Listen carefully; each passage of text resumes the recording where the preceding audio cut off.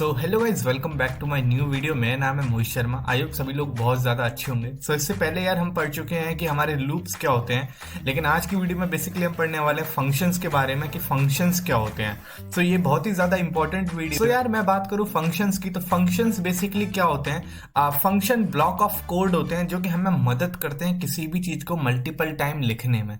जैसे कि हमने लूप के बारे में पढ़ा था कि लूप भी एक तरीके का ब्लॉक ऑफ कोड है जो कि हमें मदद करता है किसी भी मल्टीपल चीज को पर्टिकुलर कंडीशन के ऊपर लिखने में। तो फंक्शन क्या होते हैं? फंक्शन ये मान लो कि जैसे आप क्लास के अंदर बैठे हो, ठीक है। अगर आप क्लास के अंदर बैठे हो तो आपका टीचर का काम क्या है? आपके टीचर का काम है आपको पढ़ाना। तो ये क्या हो गया? एक फंक्शन हो गया जो कि स्पेसिफिक है। आपका काम क्या है? पढ़ना। ये आपका फंक्शन हो गया कि स्पेसिफिक है।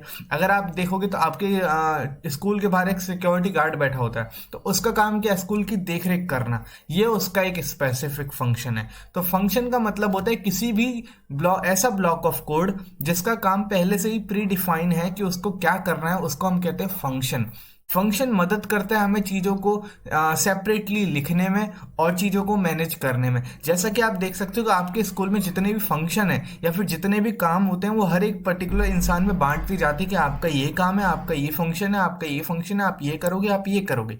ऐसा क्यों करा जाता है? ऐसा इसलिए करा जाता है कि जितनी भी चीज़ें हैं वो बहुत ही ज़्यादा अच्छे से हो सकें और कोई भी प्रॉब्लम, हमें किसी भी चीज़ में किसी भी प्रकार की प्रॉब्लम नहीं आए, इसलिए इन सारी चीज़ों को करा जाता है। ऐसे ही प्रोग्रामिंग के अंदर हर चीज़ को मैनेज करने के लिए हमारे पास फंक्शन होते हैं। जब आप प्रोग्राम लिखेंगे तो एक टाइम ऐसा आएगा जब आपका कोड बहुत ज़्यादा बड़ा हो जाएगा और आपको समझ नहीं आएगा आपको अपने कोड को मैनेज कैसे करना है। तो इस कोड को मैनेज करने के लिए हम फंक्शन के साथ डील करते हैं। फंक्शन मदद करते हैं हमें उस कोड को मैनेज करने में। अगर मैं यहाँ डेफिनेशन की बात करूँ, यहाँ पर लिखा है function declaration is a process of defining a function in your code. It involve specific the function name parameters. Basically ये डेफिनेशन नहीं है, डेफिनेशन हमारी ये है। फंक्शन क्या है? एक ब्लॉक ऑफ कोड है जिसको हम बार बार इस्तेमाल कर सकते हैं किसी भी स्पेसिफिक टास्क को करने के लिए, ये चाहे वो कैलकुलेट करना हो किसी भी वैल्यू को। फंक्शन जो फंडामेंटल बिल्डिंग ब्लॉक होता है जावास्क्रिप्ट प्रोग्रामिंग के अंदर। फंडामेंटल बिल्डिंग ब्लॉक मतलब यहाँ पर ये जो हमने फंक्शन डिफाइन करा है, ये देखो यहाँ पर हर एक पूरे फंक्शन को हमने डिफाइन कर दिया। अब इसको मल्टीपल टाइम कॉल करना क्या होता है ये हम देखने वाले हैं। बेसिकली ये क्या होता है? हमें मदद करता है लॉजिक को रीयूजेबल करने में। जैसे कि मैंने बोला कि मेरे पास दो नंबर, उनको मुझे ऐड कराना है, तो मैं उन दो नंबर को लूंगा और एक ऐसा फंक्शन होगा जो उन दोनों नंबर्स को ऐड करके आपको दे रहा होगा। तो बेसिकली यही काम होता है हमारे फंक्शन का। अगर मैं इसको और ज्यादा डेप्थ में बताने की कोशिश करूं तो हमारे पास जैसे फैक्ट्रियों में एक मशीन होती है। मशीन क्या काम करती है? मशीन जो है हमारी, जैसे मानो कि बोतल बनाने की मशीन है, तो उस बोतल बनाने की मशीन का काम ही क्या है? स्पेसिफिक काम क्या है कि बोतल बना के देना। प्लास्टिक आएगा, प्लास्टिक से मुझे बोतल बनानी, प्लास्टिक आएगा, प्लास्टिक से मुझे बोतल बनानी है। तो ये होता है फंक्शन। इसको बोलते हैं फंक्शन। एक ऐसा कोड या फिर ऐसा रीयूजेबल स्पेसिफिक कोड जिसके द्वारा हम कोई पर्टिकुलर टास्क कर सकें, उसे हम बोलते हैं फंक्शन। मुझे उम्मीद है कि आपको समझ में आया होगा।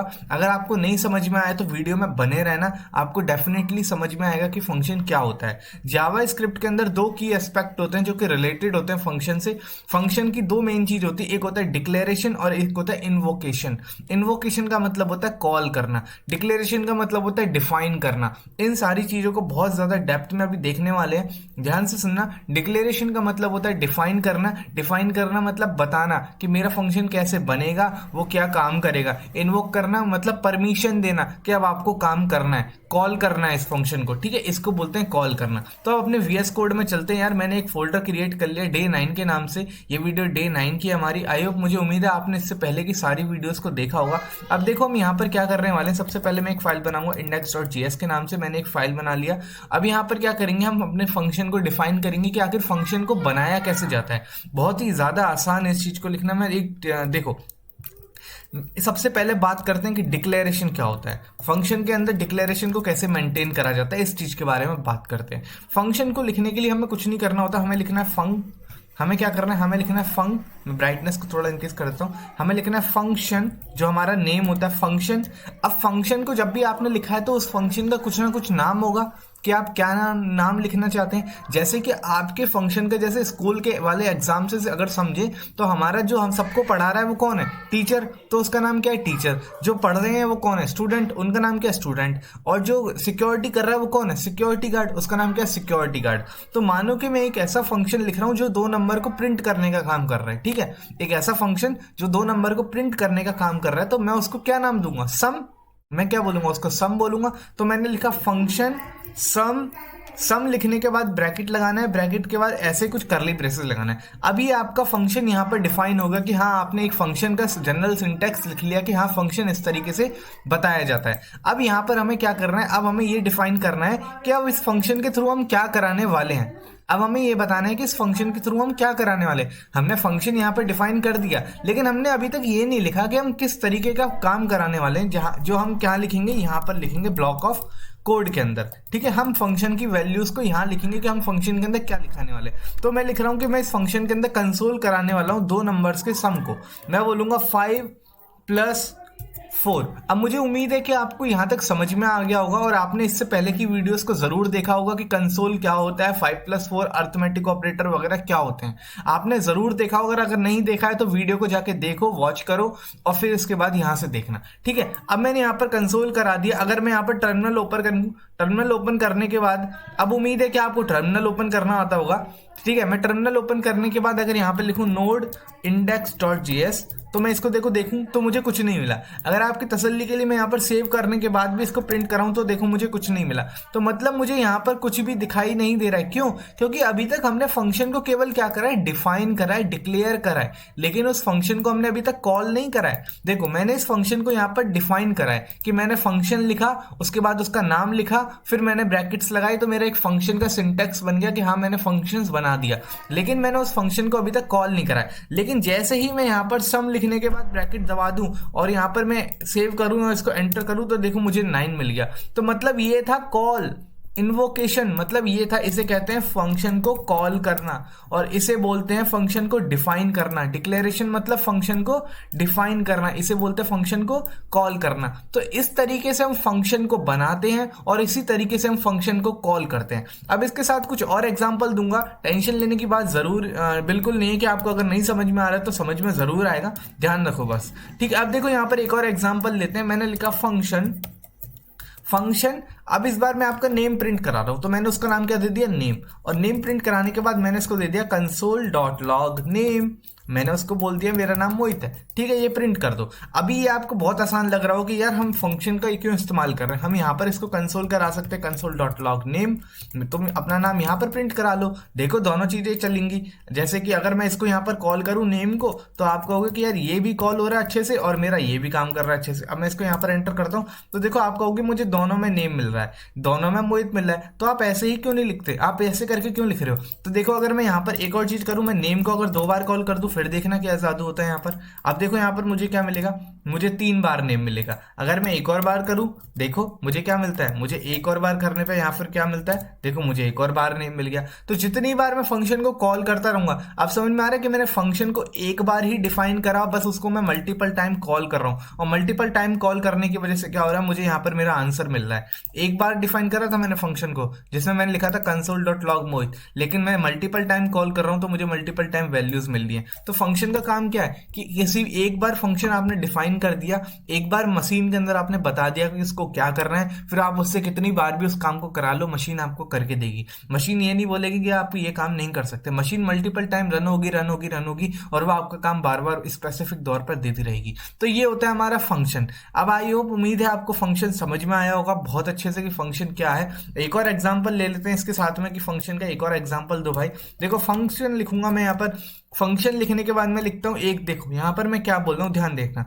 मैंने फंक्शन लिखा, अब फंक्शन के बाद मैं यहाँ पर क्या करूंगा, मैं लिखूंगा क्या नम, ठीक है, नम लिखा मैंने और यहाँ पर क्या करा, मैं लिख दूंगा कंसोल। या फिर आप यहाँ पर देखो मैं एक चीज यहाँ पर बताने वाला हूँ, रिटर्न का मतलब क्या होता है। यहाँ पर एक स्पेसिफिक चीज आने वाली है, रिटर्न A + B। मैं यहाँ पर नम की जगह लिखूंगा सम, क्योंकि मैं यहाँ पर सम करा रहा हूँ कौन से दो नंबर का, ए और बी का। लेकिन ए और बी मेरे पास अभी है नहीं, तो मैं लिखूंगा 4+5 और मैं यहाँ पर इसको रिटर्न कराऊंगा। और रिटर्न कराने के बाद मैं यहाँ पर क्या लिखूंगा, सम, और सम कराने के बाद इसको कॉल करूंगा। 1 मिनट, मैं लिखूंगा यहाँ पर सम, और सम कराने के बाद इसको कॉल करूंगा और फिर इसको मैं देखूंगा तो मुझे ये किस तरीके से दिखाई देगा। अब देखो मैंने इसको कॉल करा और चलाने की कोशिश करी तो मुझे यहाँ पर कुछ नहीं मिला, मतलब मुझे यहाँ सम तो दिख रहा है लेकिन मुझे यहाँ पर मेरा फंक्शन की वैल्यू नहीं मिली, जैसा कि हमें बाकी फंक्शंस में मिल रहा था कि मैं जब कॉल कर रहा था मुझे फंक्शन की वैल्यू मिल रही थी। अब ऐसा क्यों हो रहा है? ऐसा इसलिए हो रहा है क्योंकि यहाँ पर ये जो मैंने रिटर्न शब्द लिखा है ना, ये बहुत ही ज्यादा डिफरेंट चीज है। रिटर्न बेसिकली क्या काम करता है कि आप फंक्शन के अंदर आपने जो कुछ भी लिखा है,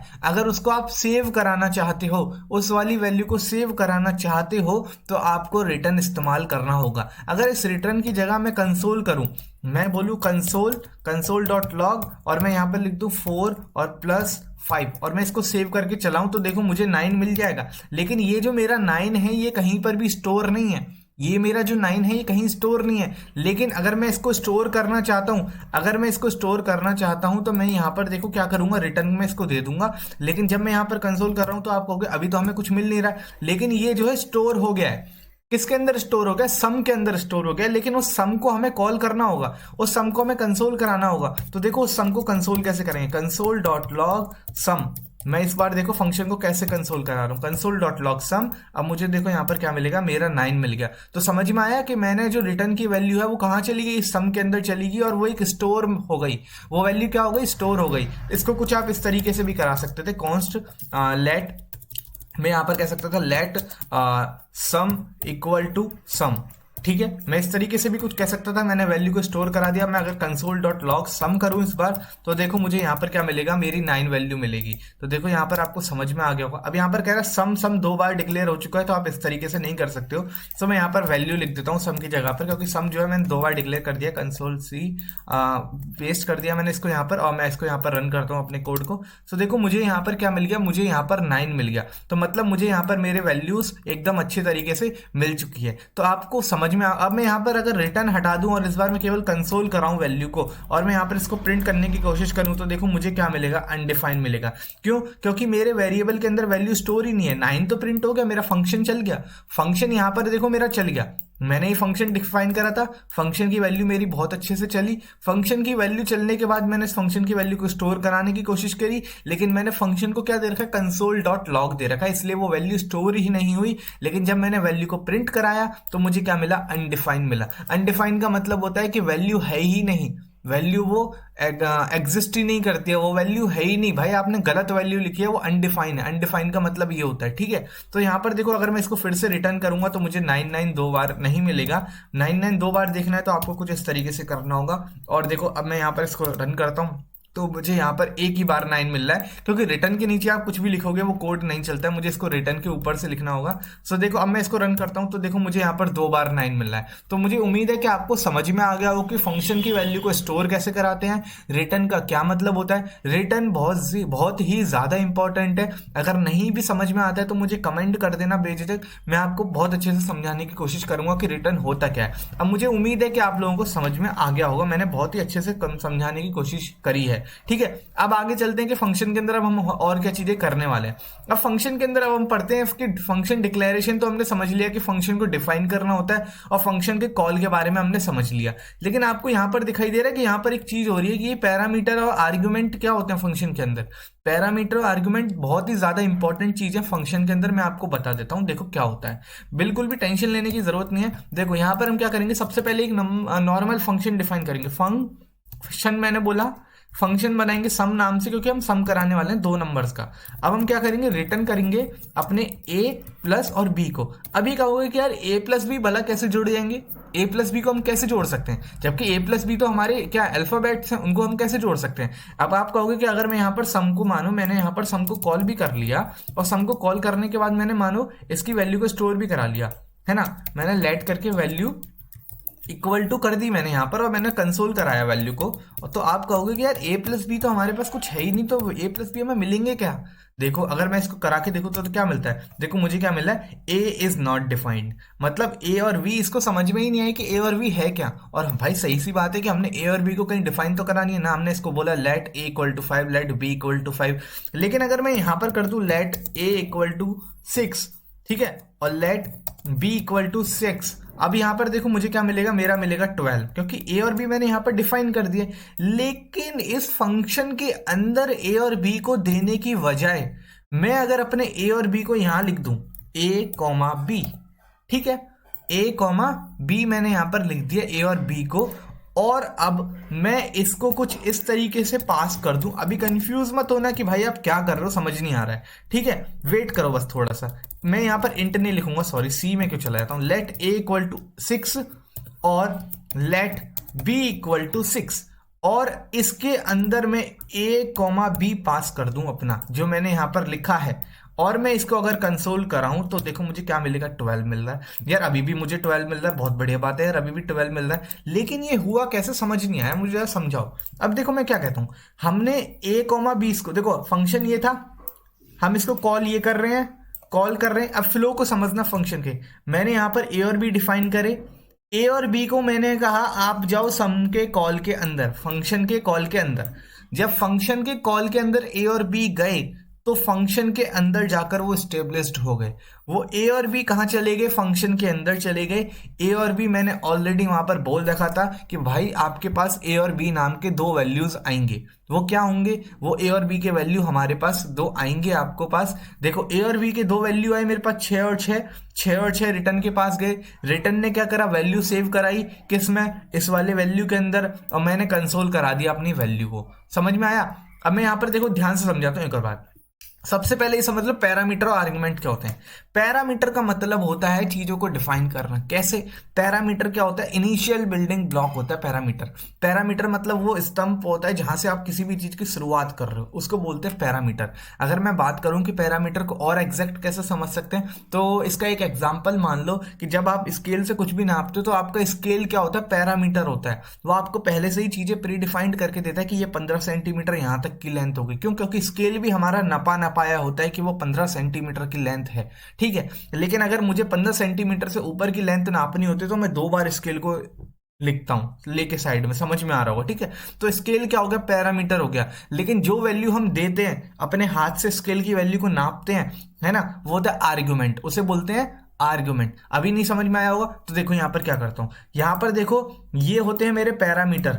अगर मैं यहां पर कर दूं लेट ए कॉमा लेट बी, ठीक है। अब यहां ध्यान रखो कि यहां पर इसको A let equal to A let A ऐसे लिखोगे ना तो नहीं चलेगा, ये फंक्शन अनडिफाइंड बता देगा। आपको क्या करना है, यहां पर मैंने ए कॉमा बी लिखे, मैंने अपने फंक्शन से कहा फंक्शन भाई तुम्हारे पास सम, जब आपका नाम क्या सम है, ठीक है, सम वाले फंक्शन से मैंने कहा कि आपके पैरामीटर हैं ए और बी। ए और बी आपके दो पैरामीटर हैं जो कब मिलेंगे मुझे, जब आप फंक्शन को कॉल करोगे और उन वैल्यूज को पास करोगे। तो जब आप पैरामीटर डिफाइन करते हो ना फंक्शन में, जब फंक्शन के अंदर आप वैल्यू डिफाइन करते हो, सिंपल सी बात है कि मैंने एक्स बोला है, एक्स और वाई मैंने यहाँ पर दो नाम दिए थे। ए और बी से नहीं समझ में आ रहा ना, मैथ सबने पढ़ी है, सबको समझ में आ जाएगा, देखना। एक्स और वाई मैंने यहाँ पर दो नाम दे दिए, सिंपली मैंने बोला ये एक्स है ये मेरा वाई है, और एक्स और वाई को प्रिंट करा दो यहाँ पर, ठीक है। अब देखो यहाँ पर क्या हुआ, मैंने अपने दो पैरामीटर बनाए फंक्शन के अंदर, मैंने बोला एक्स और वाई। पैरामीटर को देखो ये दिखा रहा है पैरामीटर, इसको बोलते हैं पैरामीटर। मैंने एक्स और वाई नाम के दो वेरिएबल डिफाइन कर दिए जिनके अंदर अभी कुछ भी नहीं है। क्या है, अभी कुछ भी नहीं है। लेकिन जैसे ही मैंने इस फंक्शन को कॉल करा, तो मेरे एक्स और वाई के पास क्या पहुंचा, ए और बी की वैल्यू पहुंच गई। देखो लेट ए नंबर है, बी क्या है, एक नंबर है। तो जैसे ही अगर मैं यहां पर कंसोल कराऊं, देखो एक्स और वाई को कंसोल डॉट लॉग मैं लिखूं एक्स कंसोल डॉट लॉग, और मैं लिखूं एक्स कोमा वाई, ठीक है। अब मैं जैसे एक्स कोमा वाई लिखूंगा तो देखो मुझे यहाँ पर क्या मिलेगा, 6 मिलेगा। देखो मुझे यहाँ पर 6 मिल रहा है, मतलब यहाँ की जो वैल्यू थी ए और बी की जो वैल्यू थी 6, वो कैसे गई, यहाँ पर चली गई एक्स और वाई के अंदर। एक्स और वाई क्यों चली गई, क्योंकि मैंने उनको डिफाइन कर रखा था। मैंने अपने फंक्शन से कहा कि एक्स और वाई हैं, आप एक्स और वाई आपके पैरामीटर हैं, तो यहाँ से दो वैल्यू जो मैंने डिफाइन करी वो है मेरे आर्ग्यूमेंट। ये तो बन गए पैरामीटर, ये बन गए आर्गुमेंट। आर्गुमेंट मतलब होता है कॉल के टाइम पे जो वैल्यू पास कर रहे हो उसे बोलते हैं आर्गुमेंट। कॉलिंग के टाइम पे जो वैल्यू हम पास करते हैं उसे बोलते हैं आर्गुमेंट। लेकिन फंक्शन के डिफाइन पे जो हम वैल्यू दिखाते हैं उसे बोलते हैं पैरामीटर। मुझे उम्मीद है आपको समझ में आ रहा होगा। एक और एग्जांपल ले लेते हैं, आपका नाम ही प्रिंट करा देते हैं जैसे हमने यहाँ पर प्रिंट कराया था। मैं बोलूंगा फंक्शन बनाओ एक नेम नाम से। नेम नाम से फंक्शन बनाने के बाद देखो यहाँ पर इसको प्रिंट करो। बेसिकली यहाँ पर नेम है। अब आपका नेम आएगा यहाँ पर, तो मैं एक वैल्यू नाम का वैल्यू बना लेता हूँ। मैंने बोला पैरामीटर मेरा किस नाम से है, वैल्यू के नाम से है। अब ये वैल्यू यहाँ पर क्या होगी, कंसोल डॉट लॉग। अभी मैं यहाँ पर कंसोल कराता हूँ, कंसोल डॉट लॉग वैल्यू लिखूंगा मैं यहाँ पर। ठीक है, मैंने इसमें वैल्यू लिखा।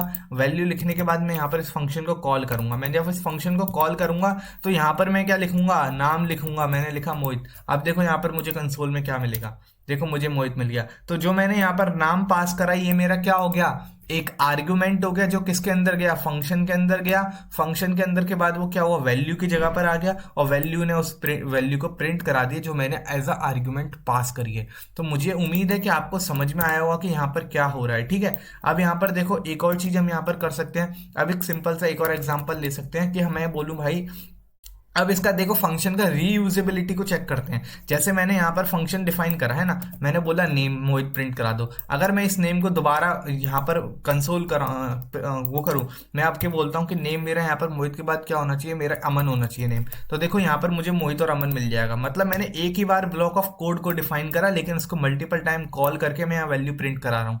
समझ में आ रहा है? अगर इससे नहीं समझ में आ रहा है तो एक बड़ा सा एग्जाम्पल देखो, मैं यहाँ पर क्या देने वाला हूँ। मैं बोल रहा हूँ फंक्शन फंक्शन सम। मैंने बोला सम एक एक्स कॉमा वाई। मैंने यहाँ बोला एक्स कॉमा वाई और मैंने ब्रैकेट लगा दिया। अब मैं यहाँ पर कंसोल कराऊंगा कंसोल डॉट लॉग, और मैं यहाँ पर क्या कराऊंगा, console dot log x plus y मैंने यहाँ पर दिखाया, एक्स प्लस वाई मैंने यहाँ पर दिखाया। अब इस सम को मैं कॉल करूंगा सम, और मैं यहाँ पर लिखूंगा क्या, मैं लिखूंगा 3,4। मैंने यहाँ पर डायरेक्ट वैल्यू पास कर दी, क्यों, क्योंकि मैंने डिफाइन नहीं करा। Direct value as a argument मैंने पास कर दी 3,4। अब 3,4 किसके पास जाएगा, एक्स और वाई के पास जाएगा। और जब 3,4 एक्स और वाई के पास जाएगा तो मुझे कंसोल करा के दे देगा। अब देखो मैं इसको प्रिंट करा के देखता हूँ मुझे क्या मिलेगा। देखो मुझे क्या मिला, 7 मिला। अगर लेकिन अगर मैं यहाँ पर लिख दूँ सम, अब मैं यहाँ पर लिख दूँ 10,12। ठीक है, 10,12 लिखा 22 होता है। अब मैं यहाँ पर इसको एंटर करूँ, मुझे 22 मिल गया। तो समझ में आ रहा है, एक ही कोड को मैं बार बार देखो इस्तेमाल कर पा रहा हूँ। 3,4 फिर से मैंने प्रिंट करा, अब भी मुझे क्या मिलेगा, 7 मिलेगा। तो इस तरीके से हमारे फंक्शन डिफाइन होते हैं। मुझे उम्मीद है कि आपको समझ में आया होगा वीडियो में कि फंक्शन क्या होता है, फंक्शन को डिक्लेयर कैसे करा जाता है, फंक्शन को कॉल कैसे करा जाता है, पैरामीटर क्या होता है, आर्गुमेंट क्या होता है। ठीक है, तो ये सारी चीजें हमने इस वीडियो के अंदर देखी। मिलते हैं नेक्स्ट वीडियो में, हम क्वेश्चन करने वाले हैं नेक्स्ट वीडियो के अंदर फंक्शन से रिलेटेड। अगर वीडियो पे नया आया तो चैनल को लाइक शेयर सब्सक्राइब करे बिना मत जाना। मिलते हैं नेक्स्ट वीडियो में। Thank you so much for watching, bye.